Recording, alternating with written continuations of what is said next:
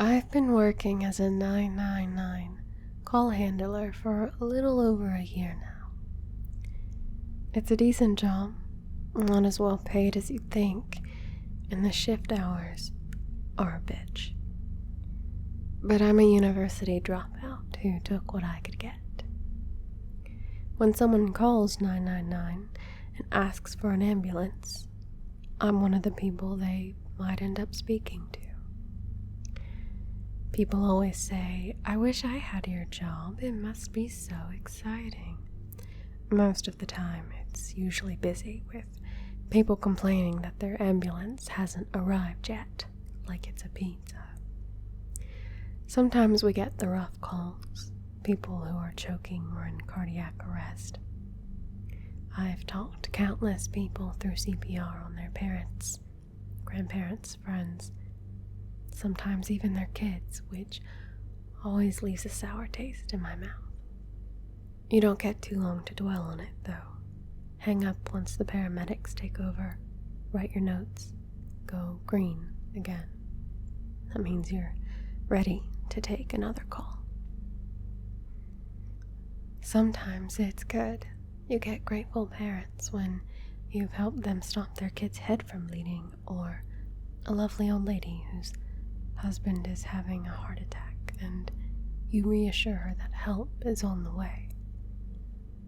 I've delivered 3 babies over the phone since starting.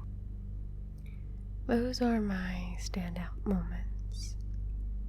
They make the crappy pay and shitty calls worthwhile. We get weird calls too.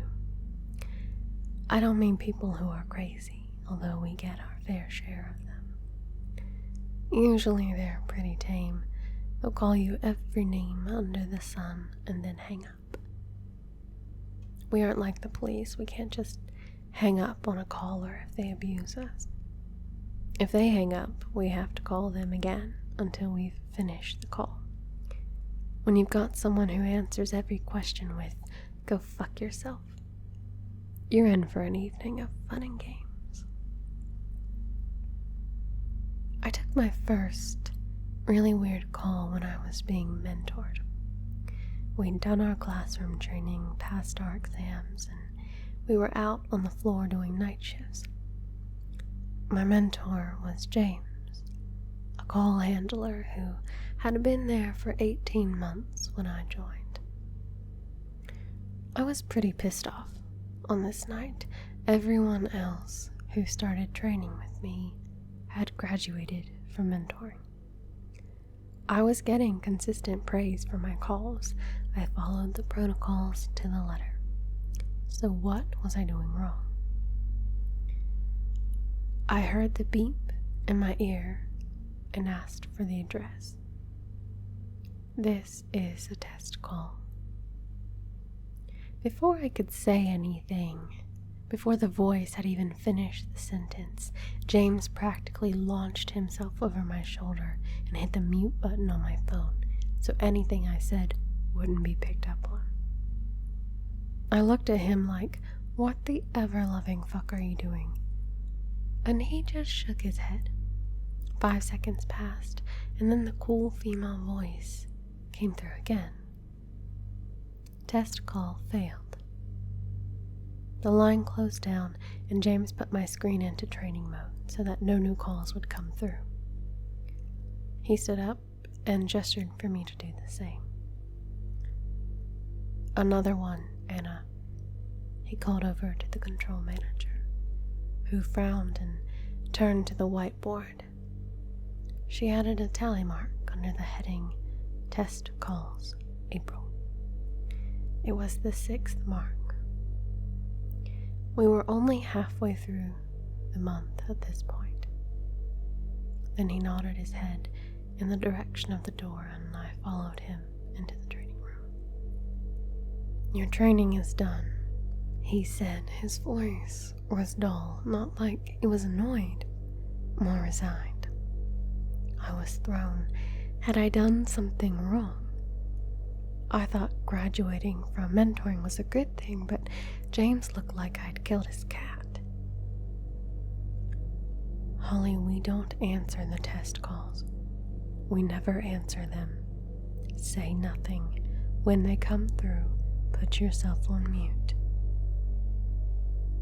I asked for the address, I said, my whole body tensing with panic.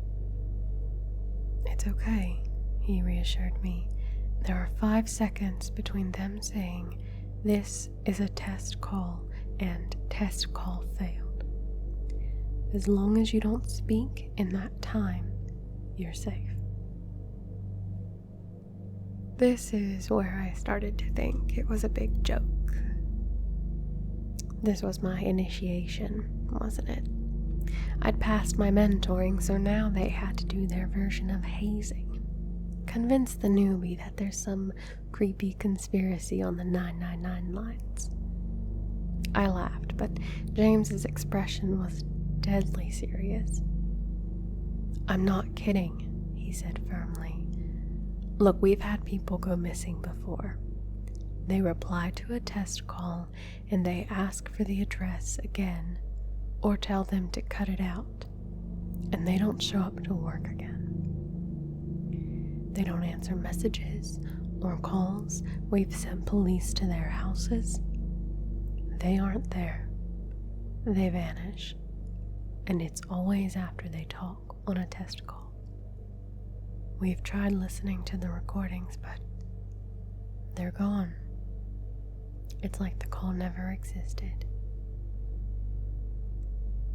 Where does it come from? I asked, wondering what the hell kind of job I've just started. What number do they call from? They don't, James stressed, frustrated with me by this point. I can understand why now.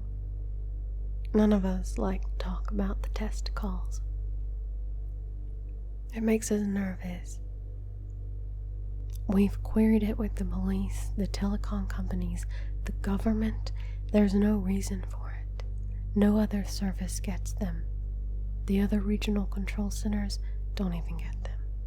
It's just us here. Why do you stay in this job then? I asked, mentally composing my month's notice at this point. Why would anyone want to continue working here? Look, on the grand scheme of things, the calls are rare, James shrugged. This is why I mentored you for so long. I needed to get you through the first test call. This control center is always going to need call handlers. And if we all left, who would warn the new ones? There would be people vanishing constantly. Maybe then they'd investigate whoever's making these calls properly, I suggested. James stared me out. How do you investigate someone that doesn't exist? He demanded. He had a point.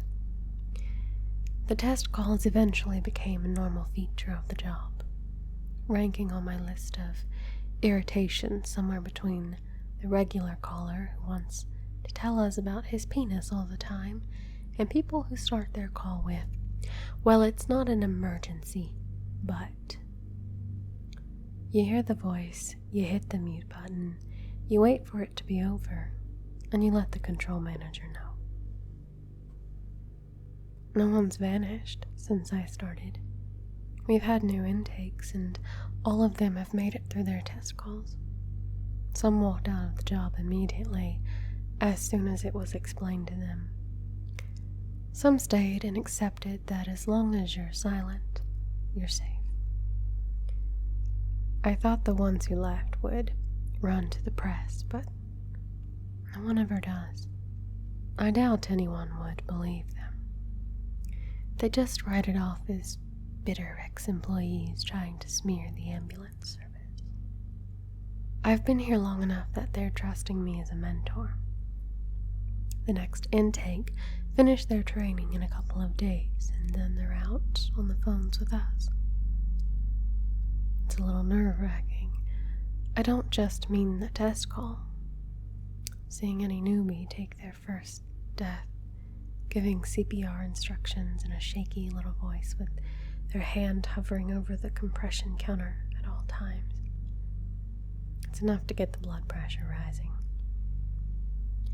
I have more stories, but the test call is probably the weirdest. I mostly see it as a little niggle at the back of my mind.